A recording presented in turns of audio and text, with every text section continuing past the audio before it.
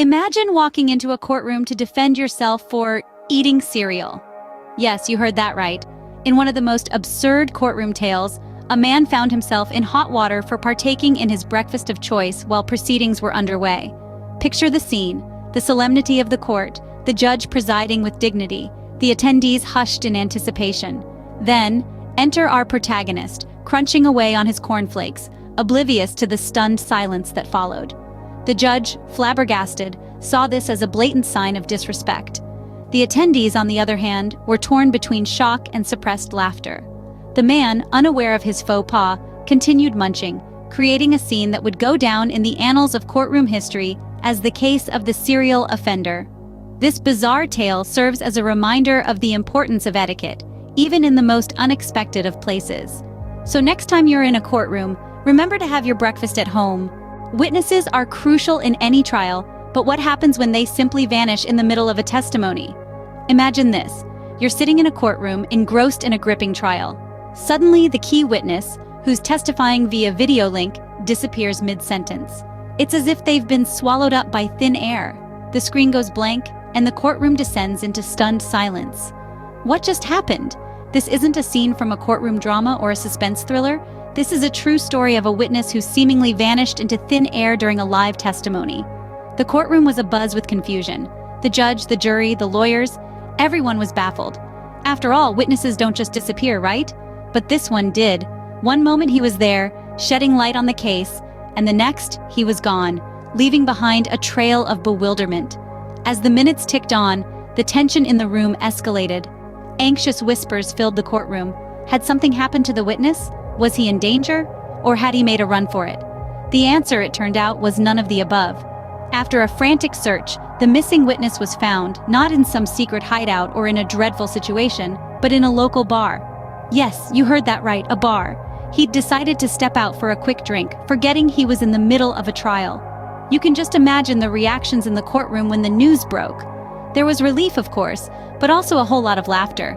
The absurdity of the situation was just too much to handle. In fact, it's safe to say that this turned out to be one of those moments that will be remembered for a long time, not for the gravity of the case, but for the sheer hilarity of the situation. So, here's a piece of advice for you. If you ever find yourself testifying, remember, it's not a good time for a pub crawl. Verdicts can often be surprising, but what if the surprise is that the jury can't stop laughing? We all know that courtroom proceedings are typically solemn affairs. Yet, sometimes, reality can be stranger than fiction, and a courtroom can transform into a comedy club. Let's delve into a case that has left an indelible mark on the annals of courtroom history for its sheer absurdity. Picture this. A defendant stands accused of a serious crime, the atmosphere is tense, and everyone is waiting for the defense strategy. The defendant, however, had a different plan. Rather than opting for a traditional defense, he chose to rely on an outlandishly absurd strategy. A strategy so ridiculous, it was as if he had pulled it straight from a slapstick comedy. As the defense began to unfold its strategy, the courtroom was filled with an incredulous silence, quickly followed by ripples of laughter. The defense's argument was so bizarre, so implausible, that it was impossible not to laugh. The jury, the public, even the stern-faced attorneys couldn't contain their amusement. The judge, of course, attempted to maintain order, but it was a losing battle against the infectious laughter that had taken over the courtroom. Gavel in hand, the judge called for order repeatedly, trying to bring the court back to its usual solemnity. But every explanation from the defense only led to more laughter, creating a domino effect that saw everyone in the courtroom in stitches. Finally, after much hilarity and numerous attempts at regaining control, the judge managed to restore some semblance of order for the verdict. The laughter, however, had left its mark.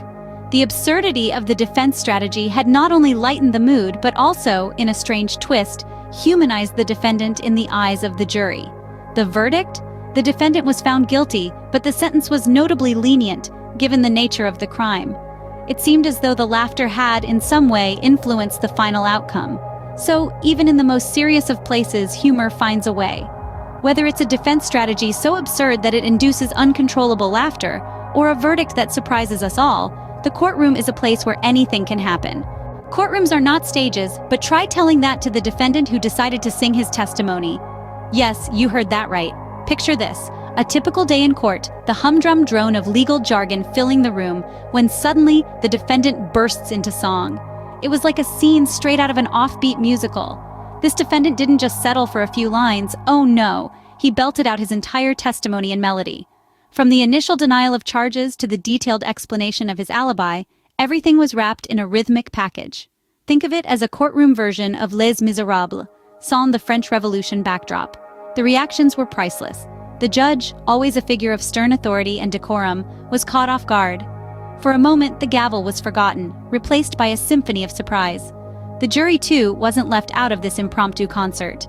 They swapped their usual poker faces for expressions of amusement, disbelief, and perhaps a pinch of annoyance. The attendees, well, they were in for a show. Some chuckled, some gaped, while others simply shook their heads in bewilderment. The stenographer, the scribe of the court, had the toughest job, trying to keep pace with the musical defendant. Imagine the transcript reading, "Defendant sings, 'I was at the pub, not the club.'" Despite the hilarity of the situation, it brought forth a peculiar question. Can a courtroom become a concert venue? Well, technically no, it's a place of law and order. But on that day, it transformed into a stage, albeit briefly. It was a testament to the unpredictability of life and the endless surprises it throws our way. So, the next time you find yourself in a courtroom, keep your ears open. You never know when the legal proceedings might take a musical turn. But remember, it's still a place of justice, not a talent show. Who knew courtrooms could double as concert venues? Judges have seen it all, but what about a surprise birthday party in their courtroom? Yes, you heard it right. In the world of gavels, objections, and stern faces, there was a day where a courtroom turned into a festive venue. It was not for a case, but to celebrate the birth anniversary of the person who usually presides over serious matters, the judge. Imagine walking into a room expecting to see a sea of suits, the usual stern atmosphere, only to be greeted by a chorus of "Happy Birthday" sung by attorneys, clerks, defendants, and even the bailiffs. That's exactly what happened to one unsuspecting judge. The planning for this unexpected celebration was nothing short of a covert operation. The courtroom staff, known for their meticulousness, put their skills to use in a different way. They juggled between case files and party decorations, between court proceedings and cake selections. The mission was simple: to pull off a surprise that their judge would never forget. The execution was even more thrilling.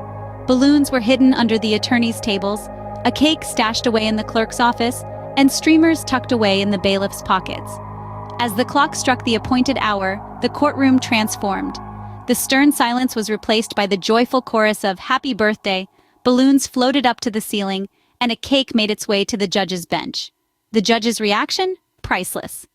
The stern face softened into a genuine smile, eyes wide with surprise. The gavel was replaced with a knife to cut the cake, and for a moment the courtroom echoed with laughter and cheer, rather than the usual solemnity. This incident goes to show that behind the stern faces and serious proceedings, there's a sense of camaraderie and humaneness even in a courtroom. It reminds us that while justice is paramount, there is always space for kindness, joy, and a little bit of surprise. So even in a courtroom, there's always room for a little celebration. From serial offenders to singing defendants, American courtrooms have seen it all. What a whirlwind journey we've been on. We've delved into the bizarre world of the serial offender, where breakfast took a turn for the criminal. We've been mystified by the case of the disappearing witness who evaporated into thin air. The unexpected verdict left us all shell-shocked, a true testament to the unpredictable nature of the justice system. The singing defendant definitely hit a high note, presenting an amusing yet strange interlude in the solemnity of the courtroom. And who could forget the judge's surprise? A moment that turned the tables and left us all chuckling. These stories, as wild as they may seem, are a part of the rich tapestry that makes up the American legal system. So, whether it's a surprise party or a singing defendant, one thing's for sure: you never know what you'll encounter in an American courtroom.